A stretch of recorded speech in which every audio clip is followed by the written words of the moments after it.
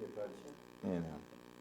twamaliriza eyaggwa twatunuulira ku taata n'ensonga esima etwolodde engeri gyafuna ku baana be, engeri gyafuna ku mukyala we, kale engeri gyafuna singa wabaddewo omwana mugenna afudde nga amulinako akakwate mutabani muzzukulu sheekhe yasomesa nkakasa fenna abaliko tugambe okubeeraga tujjukira ebintu nga twagamba erina mwaka enjawulo yakuwandiika ng'otawandiika nga bibula byonna byonna kwaba biruse emisinde abakito alina wawandiika ekisinga okuba ekirungi byetaagamu hafizewo araka ayinza okulemera nga byonna byewandiise tukyalina okubeera ng'obujja baganda baffe betwasoma nabo essomero lyaffe lya ama yakosinetigalika kiriyo asabaha school tulinayo okusinkanamu okubeddala ku betwasoma nabo nakulemezi kumina mwenda nkyakwattaala tujja kusinkanira ku ssomero lyakwana kuba mukaaga nawe kityo yasomerako ku ama asabaha primary school opposite nebirali okusobolaku okubeerayo mwenda etaala n'abasomesa abatusomesaako okuddamu okulaba omusajja bwayambala n'empale ennyimpi abakomyewo nga basajja bakulu balina babaka muko balina mu badistrict hub ne bali mashallah accountanti baani baani essanyu ly'omusomesa era bonna twatwogereeyo tulaba abakulembeze ne ba mp era sebukamwongesebo endagala nkyagiriko obulamu jakujasima munda nataala kweyongezi okweyongeza ate okwekizo ugeri sebakweza salaamu waalaikum salam warahmatullahi wabarakatuh Dr.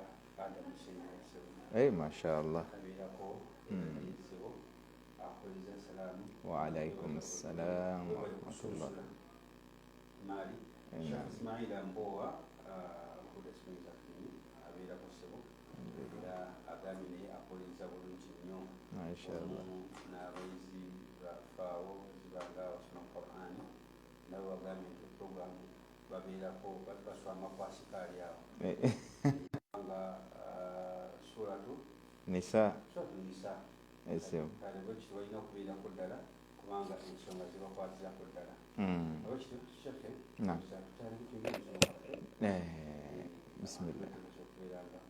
bismillah wassalatu wassalamu ala rasulillahi sallallahu alaihi wasallam اللهم رب اشرح لي صدري ويسر لي امري واحلل عقدة من لساني يفقهوا قولي اما بعد السلام عليكم ورحمة الله وبركاته nga bulijjo tutandika na kumwebaza Allah subhanahu wa ta'ala nanyini matenda amajjuvu oyo atugabirira entakera mu bulamu bwetulina ebyenfuna byetufuna akalembereza akabeerawo ebyo byonna tumwebaza Allah subhanahu wa ta'ala nsaba abeere nga bawa obulungi bw'omusomo guno ate n'ebirala byonna n'okufunamu omuganyulo muno mu nsi ne ku akhira Allahumma rabbi mpoza akanyomero kaffe wakuba okerabidde twali tugambye ku mulundi ogwaggwa si baali badde tebagoberera mateeka ga sharia naddala bwe kijja mu mbeera y'okutemaatema emmaali mu kugifuna nga amateeka waliwo family imanyi era baali balina ekyo kyobuuza bo baasikira ku mukadde waabwe emmaali nebeera waabwe mu basika ate nawe bafa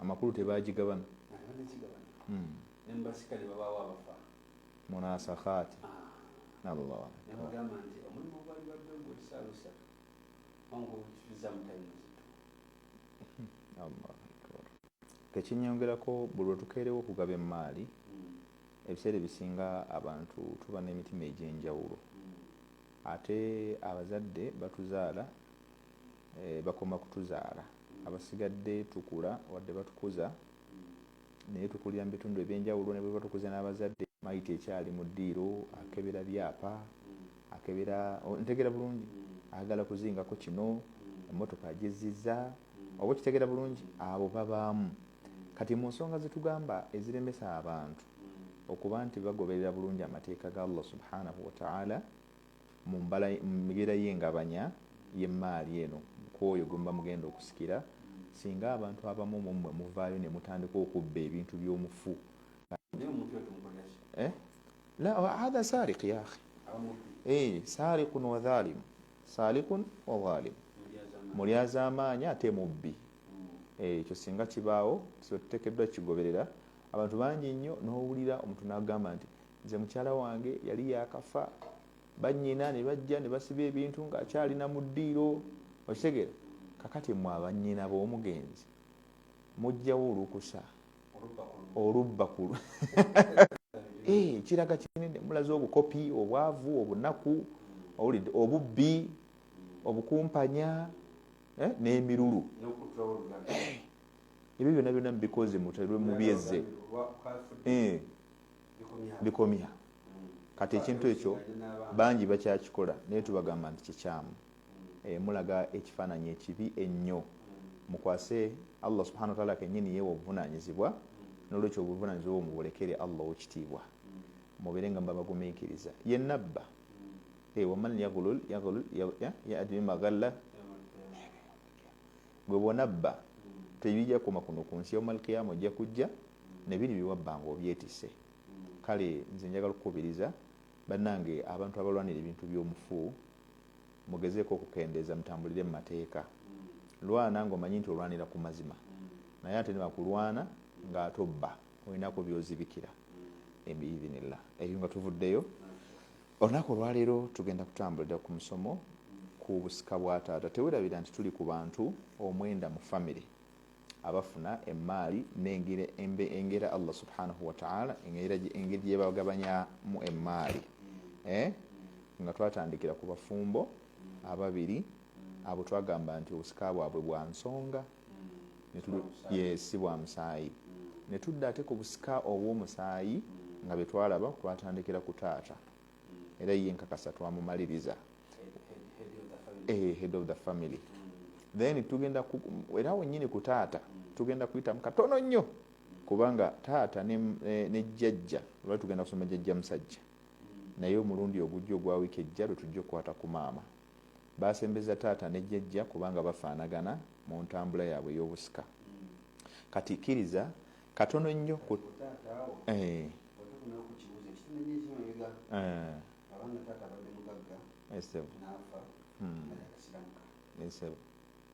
abaana bakuleka batasiramuka abato amu esiramusi balina ku ssomero bagenda okutuuka ewaka nga takoze ki esiramusi nga tebanategeera ku nsonga kibasiramuka kata nafiiraawo nafiiraawo ngaasiramusi nga musiraamu ngenda nabo bekikakasizza nti babategeeza nti taata musiraamu abadde yasiramuka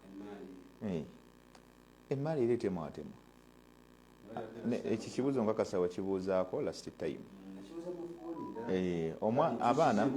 abaana bano abato baba tebannatuuka myaka gyesalirawo abato be baliwo myaka 7 kudda wansi abatannaweza 15 abaana babeera bakyali obwongo bwabwe bukyali buto tetusobola balamulako mateeka gaki gannamula ya busiraamu eya mukallafiina biahkaamu shar'iyya naye kati ate bano ababa bakuze bo tubategeeza kati olwokubanga omwana ali ku university ng'amawulire gamusanze agenza okwesanga ewaka nti taata abadde yasiramuka ekimi nemugamba nti munnaye nti taata abadde yasiramuka kakati naawe yustada naye akoowoolwa ne bamugamba nti bafuna counseling ne bafuna okuyigirizibwa okw'enjawulo omanya bwe mubaamu abakkiriza basobola okukkiriza ne batambula naye abaganye ng'omanya nti abo mu nsanafu mubaamu zibayita zikaasa kati bwe bakaasa ng'omanya engeri gye badiiringa naye naamu fikum barakallah naamu kakati mu busika obwa taata kye twalabye twalaba nga taata alina emigabo 3 alina enfuna ya mirundi 3 enfuna esooka twagamba afuna omugabo ogw'etteeka Allah gwe yamuwa bw'aba nga asikira mutabani we oba muwala we omugabo ogwo gwa kimu kya 6 ne tulaba nga taata era asobola okujja nga alina omugabo gwa kimu kya 6 gw'okutteeka naye nga walibaddeewo ow'omugenzi ate ekyokubiri aba azze na mwana muwala okategedde kitegeeza nti oluvannyuma lw'okuggyako omugabo gwa taata ogusooka ne tulyoka tujjako abawala oba omuwala then ebisigalawo ate taata tubimwongera. Taata w'omugenzi ekyo nekitegeeza nti taata aba afunye omugabo ogw'etteeka ate n'afuna ne baaki n'ekiba kisigalidde. Then ne tuba n'omugabo ogwokusatu gwe twatunulira taata gwafuna gwe mugabo guyitibwa al asaba.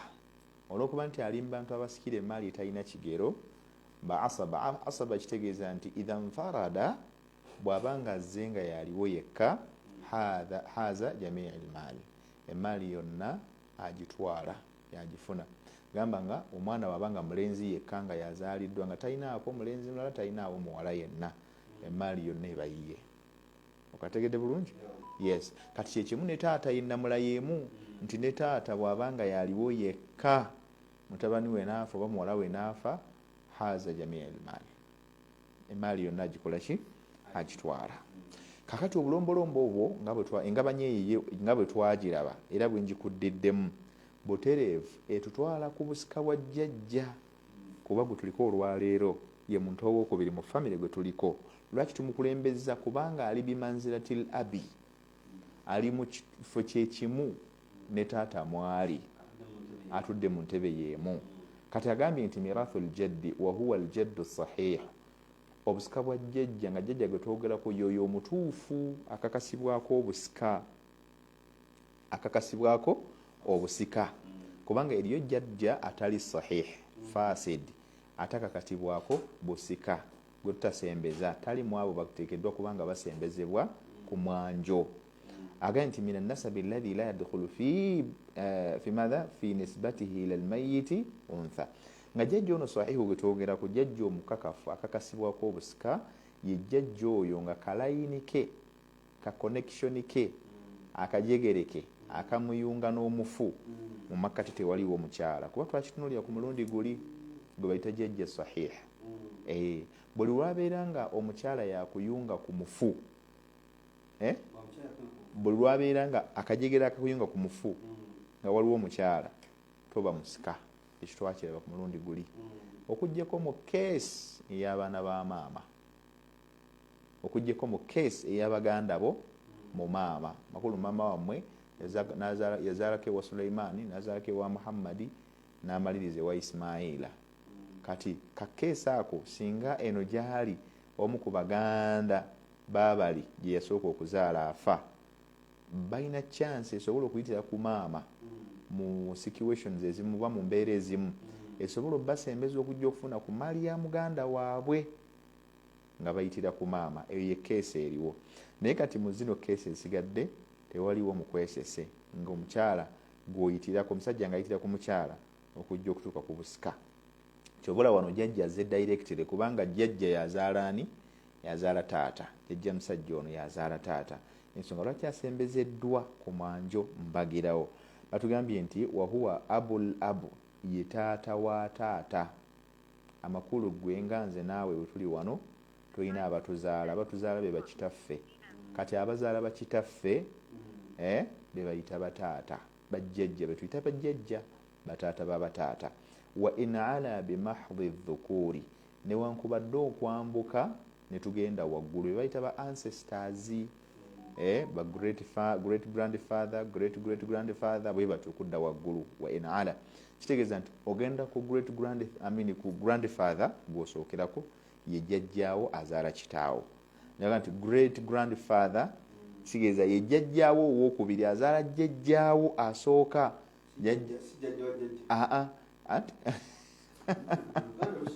Anti kati gwe ojja kubibuzaabuzaawo. Kati osooka kukinnyonnyola bwoti nga bwe gambye nti jjajja taata wajjajjaawo asooka, kitegeeza ye jjajjaawo owookubiri. Kati jjajjaawo oyo owookubiri yazaala jjajjaawo asooka, jjajjaawo oyo asooka yazaala kitaawo, gwe bita great grandfather. So bwe bityo wa in ala n'okudda waggulu, great like that, you add kullama tas'ud kullama tazidu great like that. Bwe lwogenda waggulu ng'oyongerako akagambo ko great ba ancestors originality bigenda bigezebwayo nga bwagamba jjajja wajjajja like that. Mu mbeera efaanako bwe so n'olwekyo ne wana eno kye tugamba nti bwe tuba twogera ku taata twogera ku jjajja tutegeeza jjajja kusookera ddala priority weewa jjajjaawo asookera ddala bali basobola okuba nga weebali naye tutunulira nnyo jjajja ow'okumwanjo ye jjajja number 1 azaala kitaawo is the first priority yewa omutendera ogukola ki ogusookera ddala yasookerwako nagamba nti walahu fi lmirathi 5 halatin era jjajja ono lwakuba saabayise bajjajja manyi kwemuli kale bajjajja gyemuli nsaba musembere kumpi ne rediyo oba basembereze omuleeretu gyammwe gye muli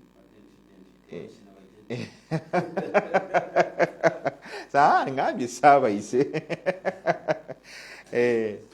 so bajjajja nsaba musembereko kumpi ne rediyo muwulirize ebigambo bino n'abazzukulu nammwe musobola okusembera wamu n'abaana abazaalibwa n'abakyala kikulu nnyo okubanga ebintu bino tubitegeera kijja kutuyamba okuba nga tusobola okugyawo enkaayana n'enjawukana mu famire ezirimu naddala eri abo abategeera abaagala okulongoosa nga bayitira mu ddiini ya Allah naye eri abatabyagala olinga ne bwanaabiwuliriza ye ayina kweyakola ki kweyasibira kati abo namwe tugaba musembere osanga Allah emitima gyammwe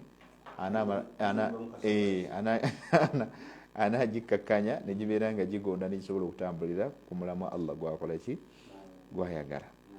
So tugambye jjajja mu busika bwe ayina embeera 5 mu mbeera ezo 5 alhalatu lula yani alhalatu thalathati hiya embeera 3 embeera 3 lwaki tusandise ne taata wali katubuliza embeera 3 hiya halatu labi sabiqati nafsuha embeera za jjajja ezisookera ddala 3 zembeera zenkuleetedde wali ku taata zetwatunulidde obusika bwa taata nga bwobulaba bwonna directly bukwate mu mbeera zaabwo 3 taata asobola okusikira ekimu eky'omukaaga bw'oba nga waliwo omwana omulenzi n'omuwala oba nga waliwo omulenzi yekka taata era kikimu ne jjajja taata asobola okusikira ekimu eky'omukaaga oluvannyuma n'ayongezebwa ebiba bisigaddewo singa waba wasangiddwawo mwana muwala okategedde bulungi era yembeera yemu ne jjajja naye muteeke mu kifo kya taata taata asobola okusikira mutabani oba muwala we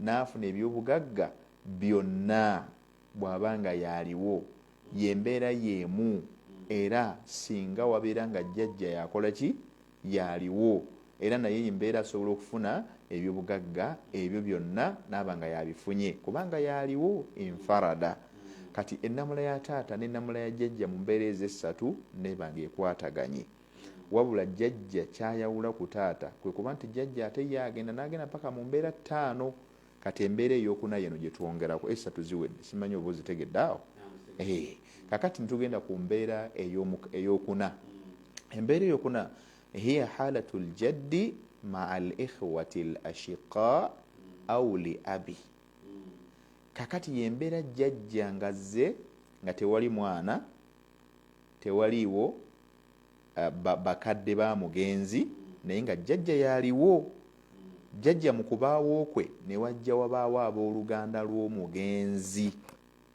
simanyi oba okitegeera manyi bwe ngamba abooluganda bw'omugenzi bayinza okugamba nti ate jjajja yitali mu baluganda ba mugenzi nedda kyetutegeeza tugeeza nze nga nze bw'ondaba wano naawe ali eyo tulina abatuzaala bafudde owulidde naye muffe waliwo afudde naye ate nga jjajja waffe omusajja akyaliwo okategedde bulungi kakati mu batuzaala bano jjajja waffe yaaliwo kubanga jjajja yazaala taata mu kifo kya taata we yalibadde kati jjajja yakola ki yaaliwo abaffe jjajja agenda kuziyiza nze naawe ku muganda waffe afudde nga taata bwatuziyiza oba nedda kyekitugamba bagenda nti mu mbeera z'obusika jjajja waliwo olwajja nga yaaliwo n'abooluganda lw'omufu naye abooluganda lw'omufu kitegeeza nti mu booluganda mmwe mulimu omu munnammwe akoze eki afudde kuba wali tulabye nga taata ajja okusikira nga asikira omu ku bawala we oba ku batabani be naaba nga taata waabaawo abasigadde tebakola ki tebajja taata ne maama bw'abaawo oba taata n'omwana n'omu ku baana omulenzi oba abaana ababiri ab'omugenzi kiba kiwedde mu abasigadde ne bwe mubaawo mubanga wujudukum ka adamikum, okubaawo kwammwe n'obutabaawo biba tebiina impact. Kakati abaffe emmere eyo yeemu, ne jjajja bw'abanga yaaliwo, naffe abooluganda ng'omu muffe afudde, jjajja agenda kutuziyiza nga taata bw'atuziyiza wali kye tuliko wano. Kye bagambye nti embeera ey'okubiri jjajja jasinkanye nti kakati omu ku bazzukulu be afudde, naye ate waliwo n'abazzukulu abalala bwe bali mu ddala lyerimu. Bazzukulu abo abaliwo mulimu abamu nga babadde bagatta maama ne taata n'omugenzi omu ku bazzukulu, ate nga abamu mu mmwe abaliwo mugatta taata wammwe naye nga bamaama bammwe banjawulo. Kati embeera eyo gye tuliko gye tutunuulira olunaku olwaleero. Agambye nti wa hadhihi lhalatu, embeera eno gye twogerako gwe agenda mu maaso n'okuba nga ate otuwuliriza, agambye nti mukhtalafun fiha baina ahli lilmi ala qawlaini. Embeera eno munnanga abamanyi b'obusiraamu Allah subhanahu wa ta'ala yagera olw'amagezi gaabwe amangi n'okunoonyereza kwabwe nga tebeekwata ku byoya byanswa. Balina obujulizi bwe beekutteko, munnange baafuna endaba ez'enjawulo muyo. Balina endaba ez'enjawulo, ziyita perceptions, balina different perceptions upon this matter. Embeera eno bagirinako engeri endaba ez'enjawulo, different reasonings. So asahuhuma, naye ng'esimba y'okuba entuufu ku zo, okusinziira ku bye tugoberera abamanyi abasinga obungi n'abakuŋŋaanya bitabo n'ekitabo kyetumu kitwa al-khulasa fi ilmi al-fara'id kyetambula nakyo okusingira ddala, aga nti anna al-jadda, mazima ddala jjajja, kal abi, ali ddala mu kifo kya taata, liannahu huwa al-aslu, kubanga ye ensibuko yaani yooli. Ontegedde bulungi? Agambye nti kal abi yaati, agambye kal abi yahjibu al-ikhwata min al-mirath, era jjajja asobola okuziyiza abooluganda mu busika. Nze naawe tuli baaluganda, munnaffe afudde omu ku baganda baffe, naye jjajja waali. Kati jjajja oyo asobola okuziyiza abamu ku mmwe obutajja kusikira muganda wammwe. Ontegedde bulungi? Yes, nga taata bwe yaali baddewo, kuba ggwe mmanya nti taata buli lwabanga waali muganda wammwe omu ku baganda bammwe n'afa, muwala oba mulenzi, mu abooluganda temwetantala, tewali nawe mwenza kuyita kujja kusikira muganda wammwe oli nga taata wammwe waali. Tewali we mwenza kuyita. Era ne bwe mufunyeeko haki nti baba bawaddeko akantu, hadha min babil istihsan, mu mbeera yakulongoosa nakukola bulungi, muba muweereddwako, naye nga si busika, tebubeera busika. Obuyitibwa obusika ddala bwe tumanyi obw'okugabana ebintu, abeera rightful okubufuna abeera taata w'omugenzi. Keesi eyo yeemu ne jjajja nga yaaliwo, kitutunuulira. N'atugamba nti walqawulu kyekigambo ekisooka ekyo, ye reasoning esooka okuva mu reasoning ez'abamanyi ab'enjawulo. Eyokubiri, walqawulu thani, ekigambo ekyokubiri batugamba abamanyi, innahum yarithuuna ma'ahu,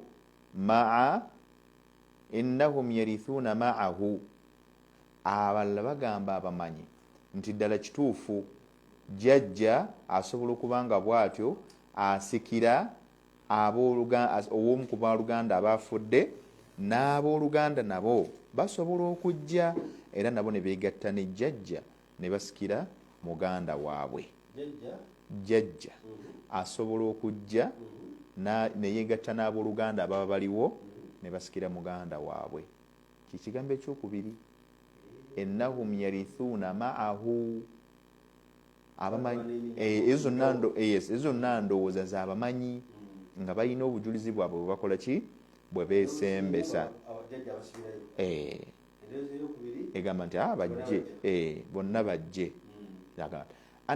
Agambe nti nabatugamba nti innahum yarithuuna ma'ahu ala kayfiyatin sayati insha allahu bayanuha. Naye tujja kulaba engeri bw'otya bwe bajja ku ngeri ezo abamanyi gye bajja batunyonnyola gye tunaaba tugenda eyo maaso insha allah tujja kusobola okuba nga tuziraba tuzitegerere ddala ddi lwe bajja biidhinillahi tabarakahu wataala. Eyo tujja giraba mu mulyango oguyitibwa baabu mabhathi madha tawrithi ljaddi maa al ikhwa, obusika obw'okusembeza abooluganda wamu nejjajja mu busika bwa mulundi gumu. Kakati embeera eyo neeba nga bwetyo tugikomeza y'embeera ey'okuna. Embeera ey'okutaano, embeera ey'okutaano yeeno eyajjajja mu busika bwe. Agambye nti halatul hajibi, halatu alhajibi. Halatul hajibi kitegeeza wano mu lulimi olwa faraid olw'obusika bw'obusiraamu, Islamic inheritance, kitegeeza okuziyizibwa oba okuziyizibwa oba okuziyiza. Kirimu emirundi ebiri. Alhajib imma an takuna anta almahjub au an takuna anta alhajib, oba gwe baggaliddeyo mu mbeera efaanako bwetyo. Nange yes nina okuba tugenda mu madaala akusinga eddaala buli bwabaawo gwe kyansiziza okusembera kuziba tewali. Nagamba nti fa inna aljadda yuhjabu bil abi, jjajja asobola okuba nga abadde waali mu kaseera owooluganda lwaffe waafiiridde, omu ku baganda baffe, naye azibiddwa mmere emuzibye. Olwaki? Olw'okuba nti taata abeera waali. Taata atuzaala buli lwaba nga waali, jjajja talina waalabikira. Okategere bulungi? Bangamba waliyo jjajja eyagamba kati singa saalinze oyo omuzukulu yaliwaddewo. Omuzukulu wali yali bikoze n'ebyo ebyobugagga byalina ng'ani gwe musuula. Kakati ekyo Allah subhanahu wataala yateekateeka bino. Taata wankizo buli lwaba nga waali ku jjajja, naye ate jjajja naye abeera wankizo nnyo okusinga abasigadde nga taata takola ki? Taata taliiwo. Kakati wano jjajja buli taata lwabaawo jjajja aba aziyiziddwa, tewali tetusobola mutonolamu, aba talina mugabo ku maali ya mugenzi. Wa bikulli jaddin aqrabu lilmayit, si ye jjajja yekka oyo azaala taata, wabula na buli jjajja yenna ayitibwa jjajja ali okumpi ennyo n'omufu. Mu layini eyo eri abantu bajja okusanga nga bajjajja be babiri bakyaliwo.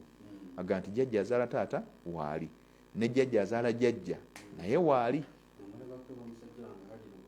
Mashallah. Olabye bajjajja basatu ng'omuntu abayina amusongako nti ono yazaala ono nono nazaala ono, etyo Allah baawa obuwangaazi. Fabillahi wa binimati tatimmu salihat. So Allah subhanahu wa ta'ala bwatyo bwateekateeka engeri. N'olwekyo kati wano kitulabye nti jjajja taata buli lwabaawo bali bajjajja bonna babeera cut off. Si ono yekka ali okumpi azaala taata, wabula n'abo bonna abazaala taata ne jjajja wa jjajja ne bajjajja bonna babeera basaliddwako. Wabula ate bw'aba nga taata taliiwo, tutunulira te jjajja asooka bajjirira mu mitendera. Ti jjajja asooka wankizo okusinga jjajja ow'okumeka? Ow'okubiri. Ne jjajja ow'okubiri wankizo okusinga jjajja ow'okusatu. Implying ti jjajja okusinzira mu nnamba zaabwe, jjajja asookawo ku nnamba ey'okumwanjo yabeera aziyizza ab'ennamba eziddako. Okategedde? N'olwekyo nga tuvuddeyo, weyadullu ala mirathi ljaddi ma yali. Ebyo nno tetubyogera nga tujja mu bbanga, biriko obujulizi okuva mu Qur'an ey'ekitiibwa. Era obujulizi bwe buno Allah subhanahu wa ta'ala ow'ekitiibwa atugamba, a'udhu billahi minash shaitanir rajim ولأبويه لكل واحد منهما السدس مما ترك إن كان له ولد. Obujulizi butwalabira ku taata olw'okuba nti layini y'emu, taata jjajja alinga taata, n'obujulizi butukozesa ku taata bwe bujulizi bwe bumu obukola kwani? Ku jjajja. Allah nti wali abawaihi, n'eri bakadde b'omugenzi bombiriri, abeera mama na taata, naye lwakuba nti olwali tukyali ku layini ya taata. Agambye Allah nti likulli wahidin minhuma, eri buli omu ku bombiriri sudusu, afune kimu kya mukaaga, mimma taraka, mu ebyo omugenzi byalese, in kaana lahu walad, bw'aba ng'afudde ng'aleseewo omwana. Onkategedde?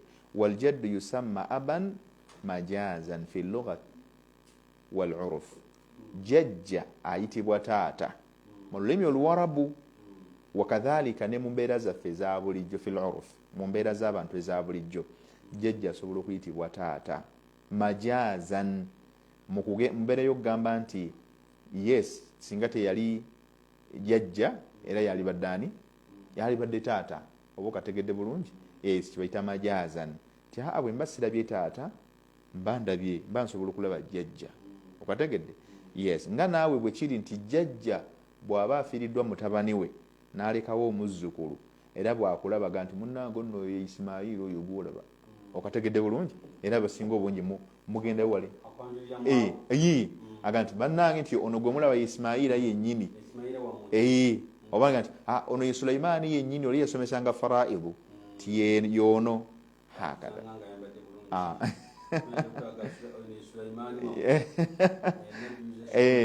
Olabye? So mu mbeera efaanako bwekyo bwekityo kibaga nti majazan nga bagerako bamugeraageranya n'oli eyakola ki, eyaliwo. So majazi kigeza kugeraageranya mu mbeera y'ekyo fi ilmi albalagha.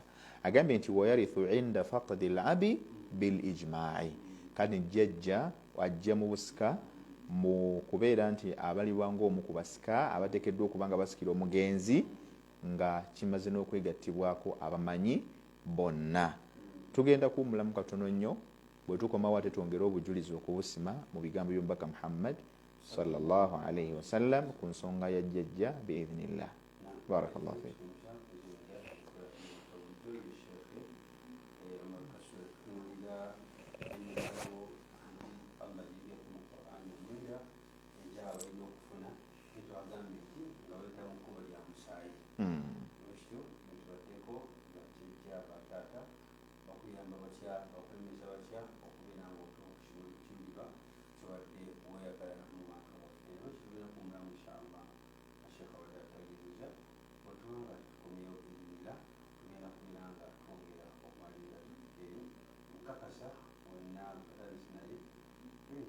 Wow, and now we're not going to